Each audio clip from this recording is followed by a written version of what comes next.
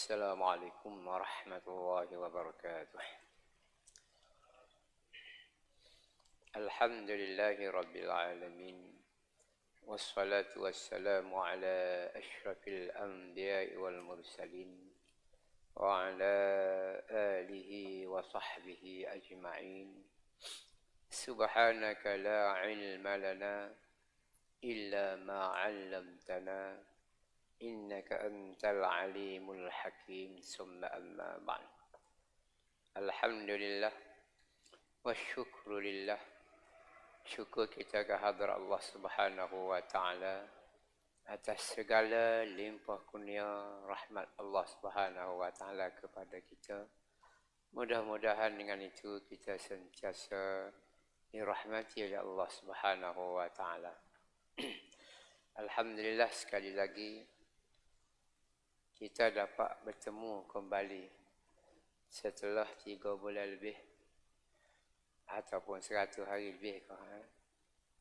Kita tidak bersua supaya malam ni. Kalau bersua pun di online atas udara. Tapi itu orang lain lah. Amal diri yang tak buat sabuk. Aku berasa pertama tak pandai. Yang kedua berasa aku tak lawah mana berasa. Kecek sore supaya dalam radio. Radio tu kita dengar sedap cara mana pun. Dia duduk sore je. Keliling cermin kalau ada orang pun luar technician dia ada. Oh sedap kita dengar. Dia kecek sore. Tu pun ada masjid buat individu buat tak ada masalah lah. Masjidnya tak ada nak buat. Tak apalah, kita bagi rehat baru ni. Rehat kepada pendengar, rehat kepada tenaga-tenaga pengajar. Tapi lama tak kecek ni tak sedap bahasa tak. Supaya agak lama tak dengar. Orang yang biasa dengar, biasa mari masjid, memang berasa tak sedap. Sebab tu mula-mula buka jemaat 5 orang, pakai marah. Buat apa 5 orang, tidak ramah. Buka 12, marah lagi. Buka 40, kau marah. 40 yang boleh pergi. AJK dia tak mau pergi. Buka ramah, pakai tak pergi pula. Itu masalah. Hari pertama jemaat buka kapasiti masjid SOP. Okey, ramah. Yang kedua apa ramah? Buka semari-mari jemaah. Oh, dia kata tak tahu, kata boleh dah. Tak ramai juga.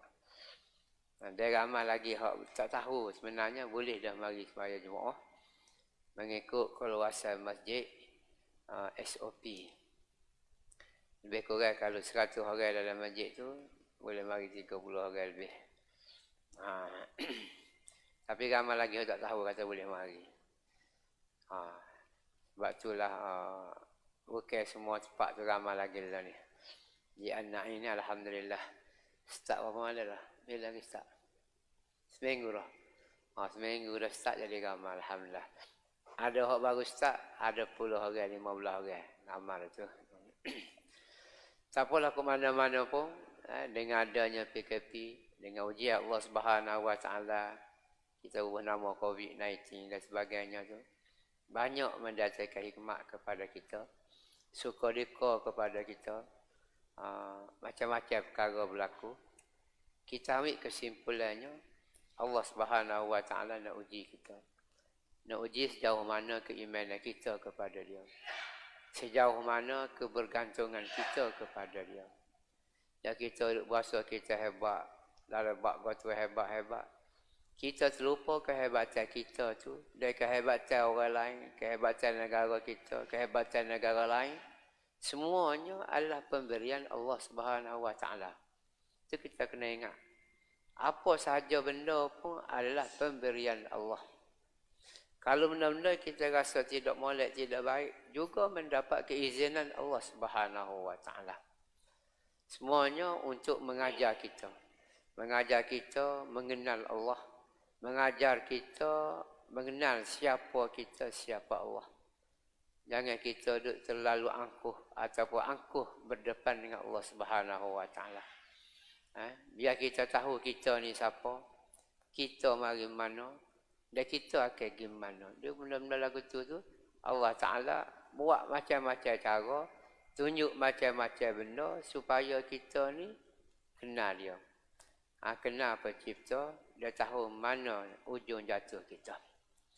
Sebab itulah ayat kita akan baca malam ni insya-Allah, surah An-Nahl ayat 89. InsyaAllah kita akan baca 2 ayat saja malam ni.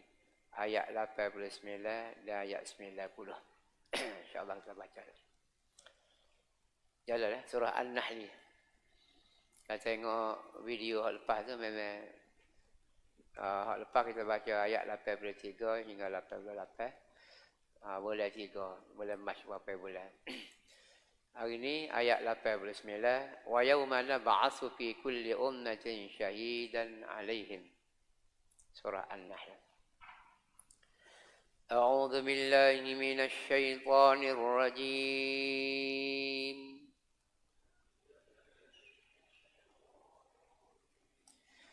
Bismillahirrahmanirrahim.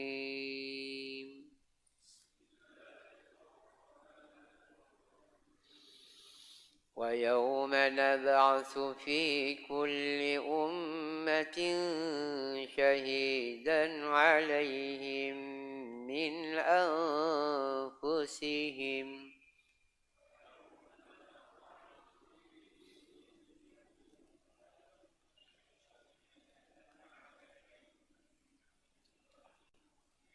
وجئنا بك شهيدا على هؤلاء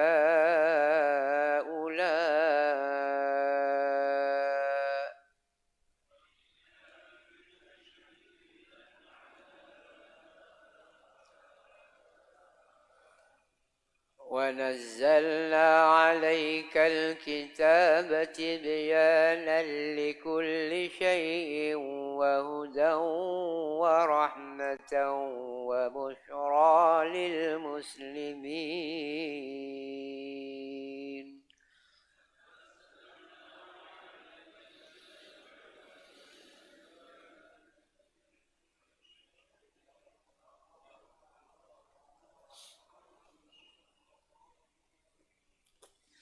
إن الله يأمر بالعدل والإحسان وإيتاء ذي القربى وينهى عن الفحشاء والمنكر والبغي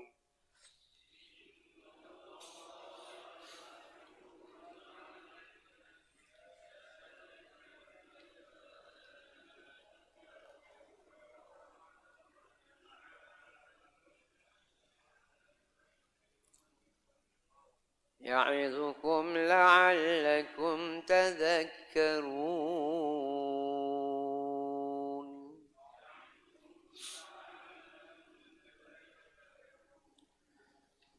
Sadaqallahul Azim. Ayat 89. Dan ingatlah tentang hari kami bangkitkan dalam kalangan tiap-tiap umat seorang saksi terhadap mereka dari golongan mereka sendiri. Dan kami datangmu, wahai Muhammad, untuk menjadi saksi terhadap mereka itu, yakni umatmu. Dan kami turunkan kepadamu Al-Quran, menjelaskan tiap-tiap sesuatu dan menjadi hidayah petunjuk, serta membawa rahmat dan berita yang menggembirakan bagi orang-orang Islam.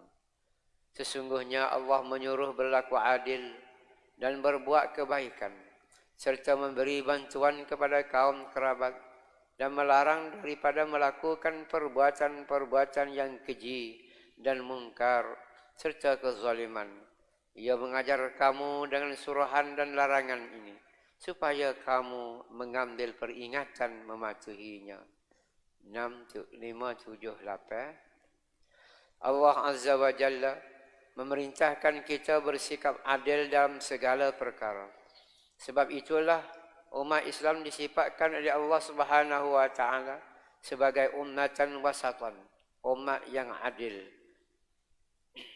Demikianlah juga menjalankan dasar ihsan, berbuat kebaikan, yakni segala perkara yang dilakukan, sama ada memberi mengenai ibadat atau lainnya, hendaklah dilakukan dengan sebaik-baiknya dan dengan sempurna. Ihsan juga bermakna memberi pertolongan kepada orang lain yang memerlukan pertolongan, membalas budi orang yang sebaik-baiknya, dan memastikan dan memanfaatkan dan memaafkan kesalahan orang yang melakukan terhadap kita. Perintahnya yang ketiga dalam ayat ini ialah hendaklah kita membantu kaum kerabat yang memerlukan bantuan, kerana mereka perlu diutamakan. Di samping itu kita dilarang daripada melakukan perkara-perkara yang keji dan termasuk dalam dosa besar seperti perbuatan zina dan sebagainya, dan dilarang daripada melakukan segala perkara yang mungkar, yakni perkara-perkara yang keji oleh syarak. Juga dilarang dari perbuatan menceroboh atau melakukan kezaliman. Itulah sedikit terjemahan daripada dua ayat dan sedikit ulasan di bawah tadi.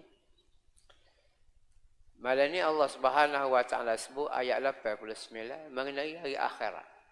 Yauma nab'atsu fi kulli ummatin. Tuhan sebut hari yang mana kami akan bangkitkan esok-esok. Setiap umat tu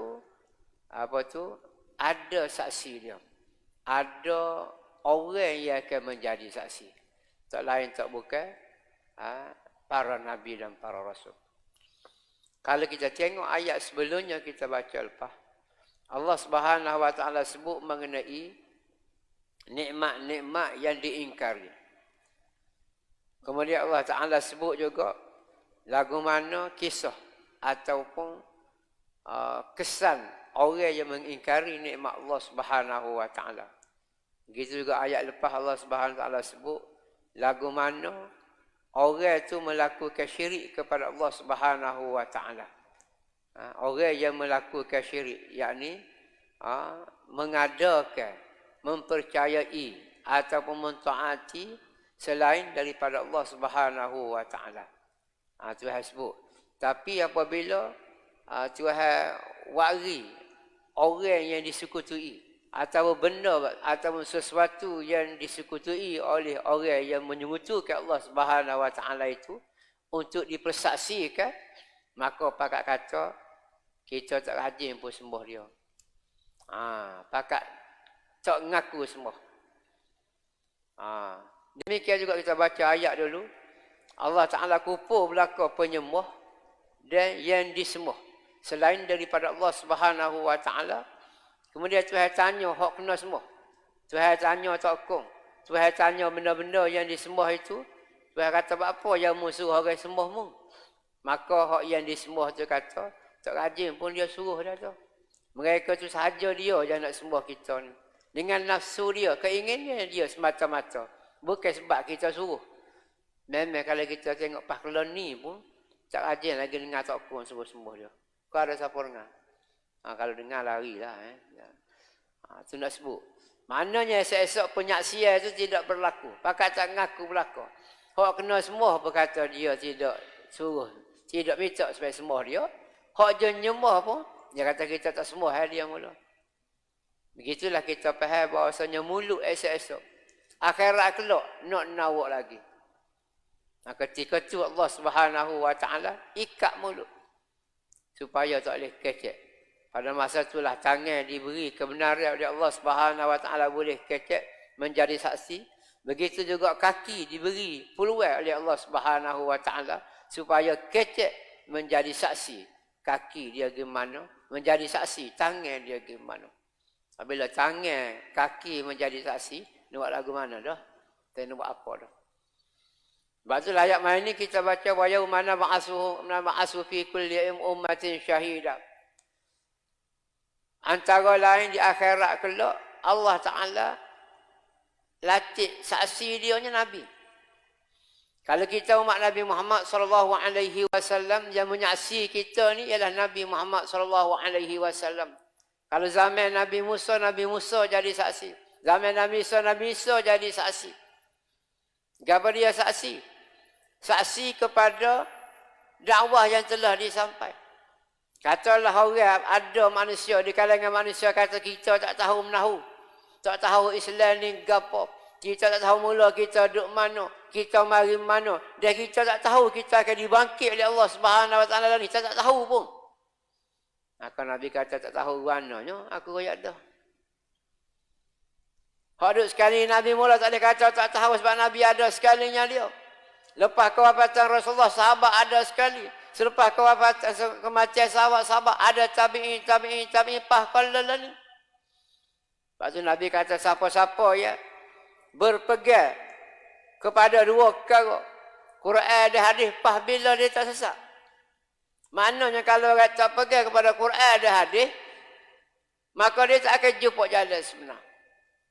Sebab tak ada pun satu jalan, tak ada pun satu cara untuk manusia dan jin ni tahu dia duduk mana, mari mana, dia akan pergi mana, lagu mana akhirat, malaikat dua perkara, iaitu Quran dan hadis.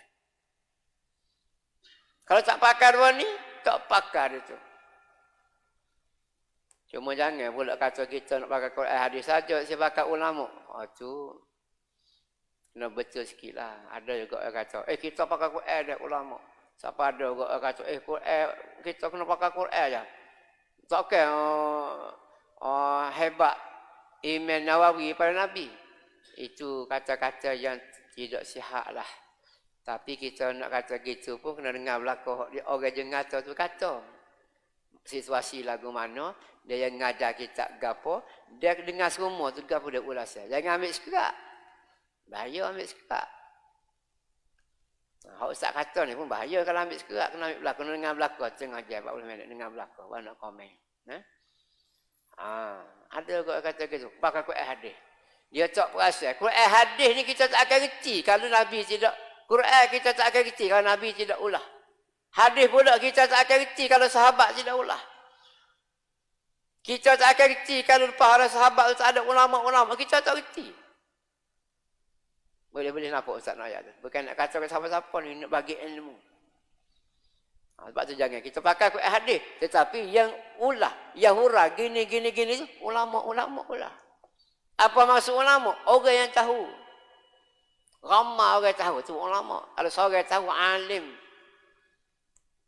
Tapi buku pakainya, Quran dan hadis. Kalau kita pakai dia, kita akan jumpa akhirat dengan baik. Kalau tak pakai dia, tak guna dia, cari kitab lain, tak percaya ke Quran royak, tak percaya ke hadis royak, dia akan jumpa neraka. Akhirat jumpa juga, tapi neraka sudah dia waliyadzubillah. Maka sini Tuhan kata bahawa yauma nab'atsu fi kulli ummatin syahida. Setiap umat akan ada nabi dia. Zaman dulu setiap kawasan tu ada nabi, ada rasul. Rasul ada di kawasan masing-masing. Nabi Muhammad je spesialnya. Dia wafat lama pun masih kena guna pakai Quran dan hadis. Nabi tu je. 1441 tahun dah. Nabi hijrah. Kematian wafat dia 1400 tahun lebih semua tu. Semua kita kena pakai dia. Sebab esok dia akan jadi saksi.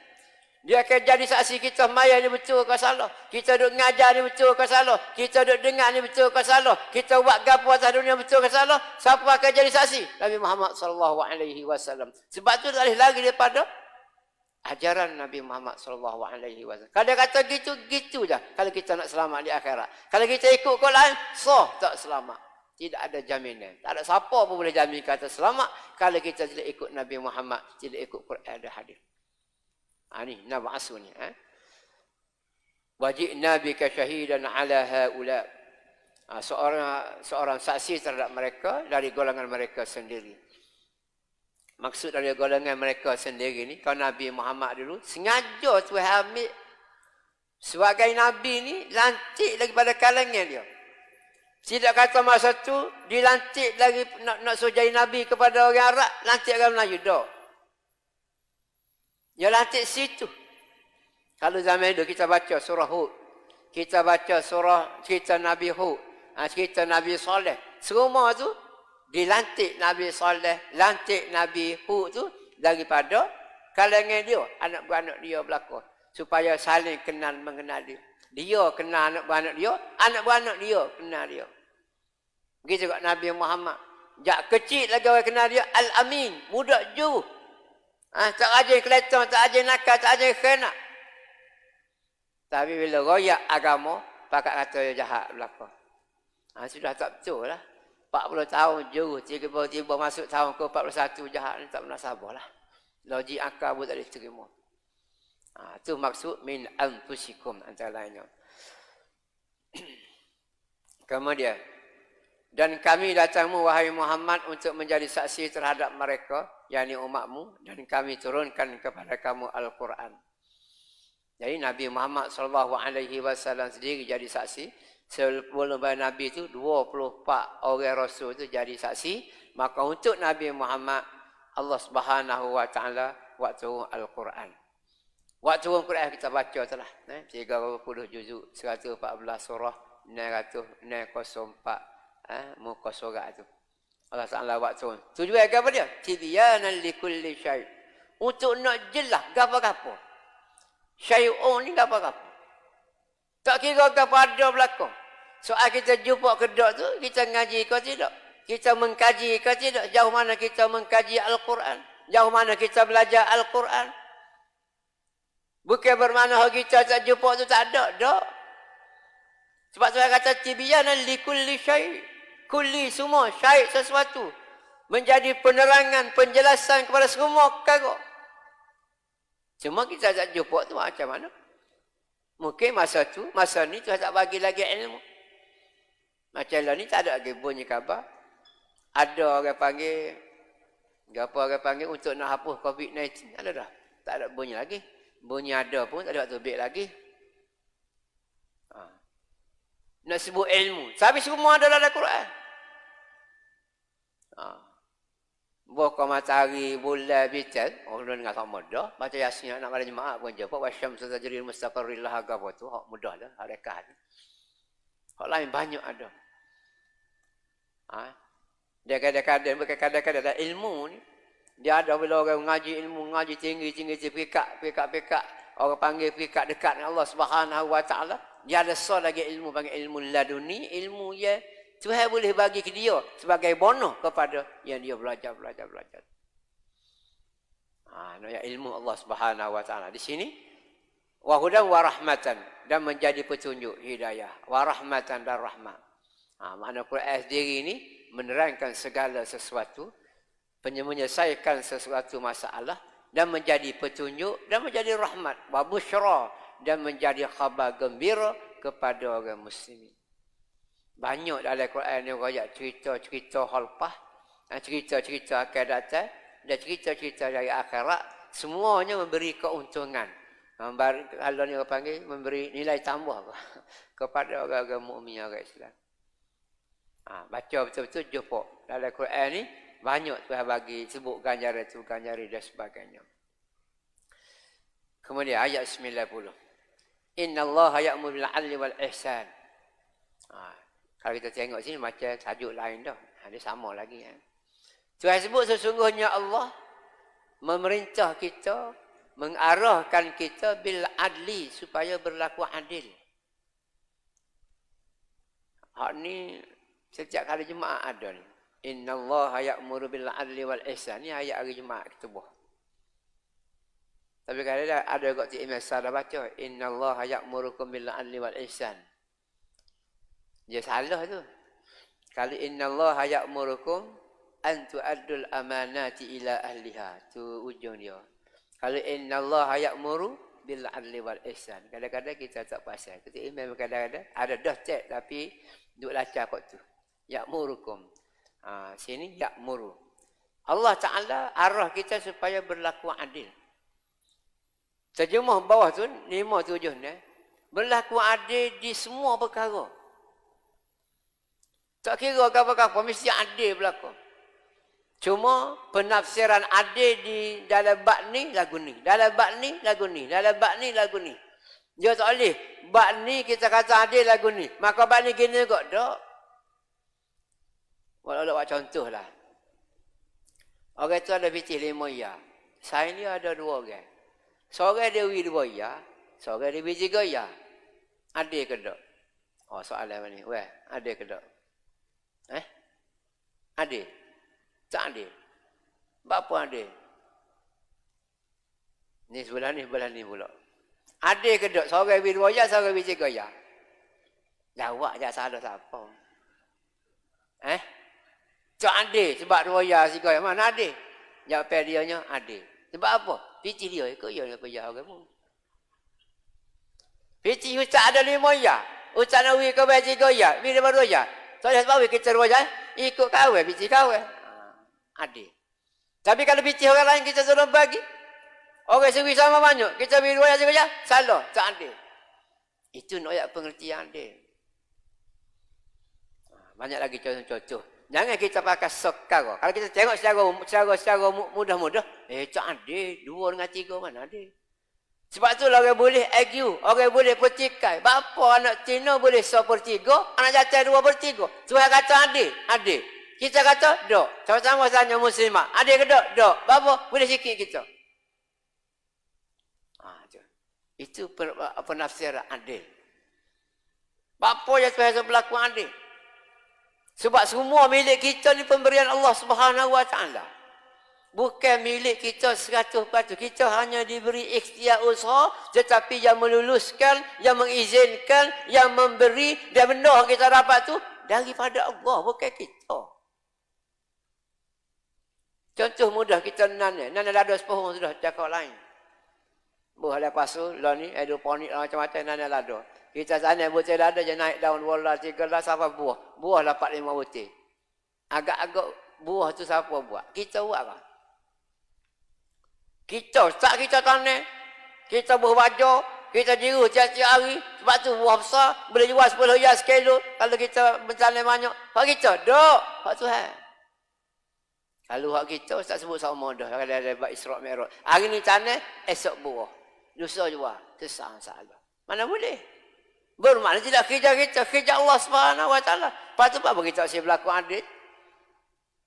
Mana kita buat suatu perkara tu, pembagian ni kena berlaku adil lah. Sebab bukan milik kita 100%. Kena berlaku adil. Sebab tu tengok persepsi atau pengertian adil tu, tengok benda ni lagu mana, benda ni. Mengikut orang panggil, undang-undang dia, law dia lagu mana. Tapi secara umumnya kita kena mesti berlaku adil sebab bukan milik kita 100%. Ada Tuhan kata gitu, gitulah. Tuhan kata anak Cina boleh 1/3, adil. Orang jatuh 2/3, adil. Buat lagu mana? Itu maksud dah, maksud adil, berlaku adil semua. Wal ihsan. Yang kedua kita kena ada sifat ihsan. Ihsan ni kita terjemah kat Kelantan kat Kesian belah. Yang banyak macam-macam lagi ihsan. Pada hadis Nabi itu, hadis panjang itu, malaikat Jibril tanya oleh Muhammad, mal ihsan, apa makna ihsan? Malaikat kata, Nabi kata, anta'budallaha ka'annaka tarah, fa illam takun tarah, fa innahu yaraka. Ihsan ialah mu mengabdikan diri kepada Allah seolah-olah mu tengok Tuhan duduk depan. Kita semaya bahasa Tuhan duduk depan. Kita beri zakat masa Tuhan duduk depan duduk tengok. Kita beri derma masa Tuhan duduk depan duduk tengok. Kita buat kerja gapo sekalipun masa Tuhan duduk depan duduk tengok kita. Kita nampak Tuhan. Maka Nabi sambung, fa illam takun tarah, kalau mu tak boleh tengok Tuhan, memang kita tak boleh tengok Tuhan lah ni, tak boleh. Fa innahu yaraka, mu kena yakin 100% Tuhan duduk tengok mu. Cara-cara mudah Tuhan kita supaya kita pasal CCTV duduk depan kita. Ustaz duduk ngai CCTV duduk depan. Boleh kita nak buat benda-benda tidak berlaga-lagu dengan Tuhan. Boleh kita nak buat benda-benda yang Tuhan tak suka. Tuhan duk tengok pesir kita. Ini namanya ihsan. Ihsan lain pula dalam ni ada sebut kita buat baik. Itu ihsan.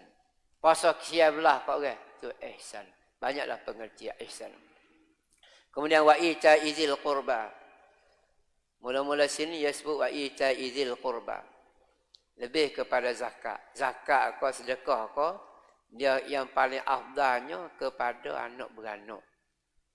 Kita dok kalau punya anak beranak, alhamdulillah lalu. Kalau nak pergi zakat tengok, bagi kita tak boleh bagi. Tak jemari mak aku. Jadi lagu tu kita. Izil korban ni anak beranak. Nak pergi sedekah pun utama anak beranak, hak yang layak tu. Ni kita bahasa malah apa ni. Macam-macam kita tak perhati orang ni. Kalau orang lain kita lagi. Sebab itulah berlaku kalau kita nak sedekah, kau buat makan, kau panggil orang luar. Hak tipi sangga, tak panggil. Kau bagi-bagi, tak panggil. Bagi cari saya-saya yang jauh-jauh. Dululah belum ada ngaji. Lalu bakat ngaji belakang, apa, panggil orang dekat dulu, bagi orang jauh. Sini utama wa ita izil qurba. Memberi zakat, memberi derma kepada yang dekat. Hak layak. Nak beri zakat ke ayah, tak boleh. Ayah beri zakat ke anak, boleh, hak tua dah. Jangan percaya beri zakat dah. Ada katanya nak beri zakat ke anak baru anak. Kita pening nak jawab. Boleh tak beri zakat ke budak kecil? Tak boleh, tak apa-apa. Sana baru anak, orang tak boleh. Nak beri zakat juga ke hak kecil. Dia tu miskin. Tak miskin lagi, budak kecil miskin dah, budak kecil. Anak 2 hari miskin dah. Bukan dia miskin, ayah dia. Sebab tu zakat kena beri ke ayah, bukan beri ke budak. Belum umur 15 tahun, belum siapa umur, budak tak layak terima zakat. Yang layak terima zakat, ayah dia, mak dia. Ada juga orang beli vicih banyak, dia ada anak, dia nak beri zakat ke anak dia. Anak dia, boh jaga dia. Tak boleh kata. Sebab apa tak boleh tu? Cara rekahnya kalau kita dengar, bukan duduk kita. Kalau kita dengar cerita kata ada ayah beri zakat ke anak, tu dia tak sebiji dia lari kepada orang lain. Tak rasa lagu tu tak betul ya. Kita ada biti. Ada biti 15 20 ribu, kita kena zakat dalam 900 riyal kita kata. 500 riyal. 500 riyal ni kita tak sebiji ngalih ke orang lain. Kalau boleh nak beri ke anak-anak kita juga, maka kita beri ke anak kita. Tak boleh. Itu ya tak boleh. Itu sebab kita tak sebiji kik lain. Dulu kat orang nikah sepupu lah. Apa nikah sepupu ni? Harta saya ngalih ke lain. Supaya harta cik Ewa dia. Bikin kita. Memang harta cik dia. Tapi Tuhan bagi. Tu kena bagi-bagilah. Sebab itulah hukum jadi makruh nikah sepupu ni. Nikah dah sebelah lah. Nak kata mana besar kita nikah sepupu ni. Tak sekarang lah. Jadi kena bagi kat orang lain. Terlibat zakat. Banyak lah dia punya. Orang banyak kata tanya Ustaz. Boleh kau gini. Tak boleh sebabnya gini. Suami kaya. Nak beri zakat ke bini. Tak boleh. Sebab apa? Bos sama dengan dia. Tapi bini kaya. Tu lelaki miskin. Boleh beri zakat ke tak? Boleh. Ni deki kita ni. Mana pula tak bini boleh beri zakat ke tu lelaki.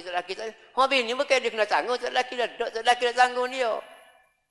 Ada kerana tu lelaki miskin. Boleh keluar zakat. Ada ke buat kita? Ada tak? Ada. Tak boleh jawab.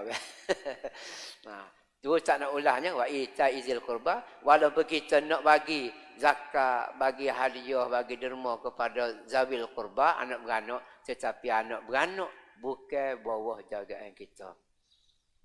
Dia boleh faham kita. Wa yanha 'anil fahsya'i wal munkar. Tuhan suruh kita ni larang benda-benda fahsyak dan munkar. Kalau kita buka kitab Imam Ghazali yang Al-Mudi Mukhtasar, dia akan sebut apa beza fahsyak, apa beza munkar. Kedua-dua tu tak pakai kerja belakang lah. Dia ada benda tak sampai tahap munkar, duduk fahsyak saja. Ada benda munkar apa dia, fahsyak apa dia. Tu kena belajar semula lah. Al-baghyu ni sini ke dia? Al-baghyu ni benda-benda yang larangnya supaya kamu mengambil peringatan. Benda-benda yang keji, serta munkar dan kezaliman. Al-baghyu, benda-benda yang keji. Ya'izukum la'allakum tazakkarun. Supaya kamu ya'izu. Ya'izu ni asalnya memberi peringatan. Supaya kamu mengambil peringatan, mengambil perhatian. La'allakum tazakkarun. La'allakum tazakkarun tu maknanya supaya kamu, orang panggil tazakkarun, sentiasa beringat-ingat. Ya'izukum la'allakum tazakkarun. Allah Subhanahu wa taala bagi nasihat kepada kita, bagi mau'izah kepada kita supaya kita ni sentiasa ingat. Jadi dalam konteks ayat kita baca ayat 90 ni, kita baca bawah di paragraf bawah tu, Allah Taala perintah kepada kita 3-4 perkara tu, antara lainnya keadilan, al-ihsan, ita'izul qurba, al-fahsya'i wal munkar, wal bagh, dan perkara-perkara buruk. Semua benda-benda ni paksa kita kena berayak sama.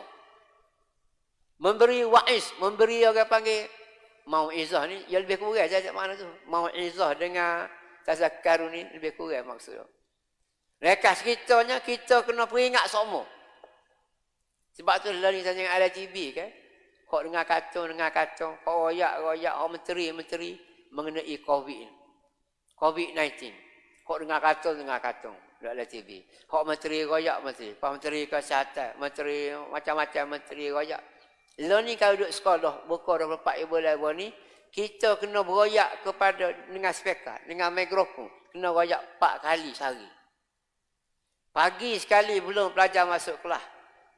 Rehat pertama sekali, rehat kedua sekali, masa balik sekali. 4 kali royak. Ini mau'izah ni. Ini tazakkarun. Ini tazkirah. Kena royak semua. Kita kata royak bagapo. 3 bulan budak duduk dengar ada TV semua dah. Duduk dengar ada radio semua dah. Ada pamphlet, ada saklar, ada spanduk macam-macam. Kok masjid-masjid pun doa besar-besar sampai kita tak ngapa pun ingat. Allahumma inna na'udzubika minan barasi wal jununi wal juzami wa min sayyi'il asqam. Ustaz kita malah ngapa? Tengok-tengok, yang ingat juga. Tak ada ngapa ingat tu. Saya tu dia besar-besar ni ada. Bergambar menteri selasa, bergambar esko agama so. Dia tulis doa tu. Lama-lama ingat, tak ada apa. Kau ada tak ingatnya? Tak apa tak ingatmu. Tengok pula, ingat. Jadi ingat sendiri, tak kena ngapa pun. Itu mana kelebihan tazkirah. Sebab tu Tuhan suruh hangat tazkirah. Bahkan dalam surah Yasin, Tuhan kata, litunzira qawman ma unzira aba'uhum qawman ghafilun. Tak lain, tak bukan Tuhan bagi Nabi Muhammad, bagi Quran, litunzira. Untuk memberi izar, untuk memberi tazkirah, untuk memberi peringatan, ma unzira. Orang dulu tu, ya jadi ghafilun, ya lalla, ya lupa, ma unzira. Tak ada orang bagi tazkirah. Fatrah kelahiran Nabi Isa alaihi salam dan Nabi Muhammad sallallahu alaihi wasallam kurang lebih 500 tahun. Nabi Isa diangkat ke langit. Lepas Nabi Isa diangkat ke langit tu, macam-macam kucak-kacir berlaku. Akhir sekali orang tak tahu laut darat berlaku semua. Pakai sesak berlaku. Sebab apa? Ma'un zero. Tak ada orang ngajar. Tak ada orang bagi tazkirah. Tak ada orang rayak semula. Gapah Nabi Isa alaihi salam rayak. Tetapi tak ada pun ada juga di Madinah tu. Seorang dua, sekelompok dua, kelompok dua, satu, dua, tiga kelompok. Ya, masih lagi mengamal amalan yang diamal oleh, yang diajar oleh Nabi Isa alaihi salam. Sebab itulah bila dia bunyi seorang Nabi lahir di Makkahul Mukarramah, maka dia taruh mengengi tengok jolo pada orang yang ngaku Nabi. Apa kriteria dia? Kita nak tengok sifat-sifat dia. Maka dia tengok, Nabi ngoti ni. Maka dia jemput Nabi Muhammad sallallahu alaihi wasallam, jemput kita mari gilah ke Madinah beroyak agama ni, kami akan tolong kamu. Lalu itulah lama-lama tak tahu berapa tahun, maka Allah Subhanahu wa taala apa tu? Perintah Nabi Muhammad sallallahu alaihi wasallam supaya hijrah dari Makkah pergi ke Madinah. Pasal pergi Madinah maka disambut dengan sambutan yang luar biasa. Nak banding sambutan yang diberi kepada Nabi Muhammad untuk ajaran dia. Walaupun Nabi itu lahir di Makkahul Mukarramah, tapi sambutan terlalu sikit. Bila pergi ke Madinah, agama tu mula berkembang di sana, berkembang sehingga siapa kepada kita lah ni. Itu maksud tazkirah. Sebab itulah kita nak tazkirah sama. Sebab kita diri ni pun, kalau dulu tazkirah tak banyak. Kalau ceramah-ceramah ngajar ni, hari-hari kebesaran, maulud, lepas tu Isra' Mi'raj. 2 kali tu rasa mula orang ngajar. Pas orang ngajar pula ada seorang ke 2. Saya ingat kecil siapa kau mendengar tu, seorang ke 2 ya. 2-3 orang ya. Kau duk ngajar, kau bagi tazkirah. Tapi akhir-akhir ni kau ramah, alhamdulillah. Orang kau lama kau faham. Oh, tazkirah ngajar ni bagus. Dulu kalau beri tazkirah marah lalu. 30 tahun lepas kalau beri tazkirah marah. Tambah tazkirah bulan Ramadan. Oh, marah. Kita nak pergi buat ibadat, maya tarawih, demo sibuk tazkirah. Weh lah. Punya tak faham masa tu. Lah ni alhamdulillah. Cuma orang beri tazkirah dia kelik. Tak marah. Dia faham dah, tapi beri tazkirah nak kelik siapalah. Tak marah dah. Itu dia. Sebab itulah sini jaza'izukum la'allakum tazakkarun. Dia bagi nasihat, dia bagi izzah, bagi semua tu supaya kita ni sentiasa ingat. Ingat siapa kita, di mana kita. Kalau nak ingat sebenarnya, ingat kepada Allah Subhanahu Wa Taala. Ingat kepada kematian sebagainya. Sebab itulah kita tengok dengan mari nyakit baru ni, nyakit yang terlalu moden ni, ya habis seluruh dunia. Sekarang nyakit duduk negeri tu je, negara tu je. Ni dok COVID-19 ni mari satu dunia. Tak pernah fikir kita lagu ni. Ada pernah fikir, cuci ke apa? Tak ada, tak fikir. Ada pernah fikir ni kena sah. Kalau kita sekarang duduk betul sah, kita duduk belajar kalau ruang tengah tu ada syaitan masuk. Tak tahu lah syaitan ramam nak tahu dalam ni masuk. Rubah kita semua. Selora je nama royak ke Tok Peti Malaysia ni lah kita. Royak ke Menteri Agama mengajar berat kita. Nah, nak royaknya gitu. Tak pernah terfikir. Tapi kita ambil lah. Orang panggil ibrah daripadanya. Supaya kita lepas pada ni, kita tidak orang panggil, tidak teringat kepada Allah Subhanahu Wa Taala. Kalau baru ni dia Kelantan, bukan baru ni lah. Masa PKP tu, dia minta supaya kita bermunajat. Lepas sembahyang subuh baca Yasin, lepas sembahyang subuh ada zikir dia tertentu, zikir maksurat, lepas ada maksurat, lepas maghrib ada zikir 3-4 perkara. Semua tu untuk menunjukkan kita ni dekat dengan Allah Subhanahu Wa Taala. Jadi lepas pada musim PKP, lain PKP pun agak-agaknya kita wirid tu agak panjang lah sikit. Kecuali ngorek tu agak nak ngajar. Kalau panjang benar, lain ni bukan ngajar sekat iso je kan. Tak boleh panjang. Tadi kalau subuh ke zuhur asar tu panjang lah sikit. Kalau kita sebagai jemaah, sebagai anak makmum ni, macam duduk, macam. Biar tak cakap ngatuk pun biar nyeruk lah. Asalkan kita, orang panggil kebersamaan untuk bermunajat kepada Allah Subhanahu Wa Taala. Qul qawli hadza wa astaghfirullahal azim li wa lakum. Wassalamualaikum warahmatullahi wabarakatuh. أعوذ بالله من الشيطان الرجيم بسم الله الرحمن الرحيم الحمد لله رب العالمين اللهم صل على محمد وفقهنا في الدين وعلمنا التأويل وعلم الحكمة اللهم ارزقنا القناعة وحببنا في صلاة الجماعة وذكرنا يا مولانا بالموت كل ساعة ربنا آتنا في الدنيا حسنة وفي الآخرة حسنة وقنا عذاب النار وصلى الله على محمد النبي الأمي وعلى آله وصحبه وسلم والحمد لله رب العالمين تقبل الله.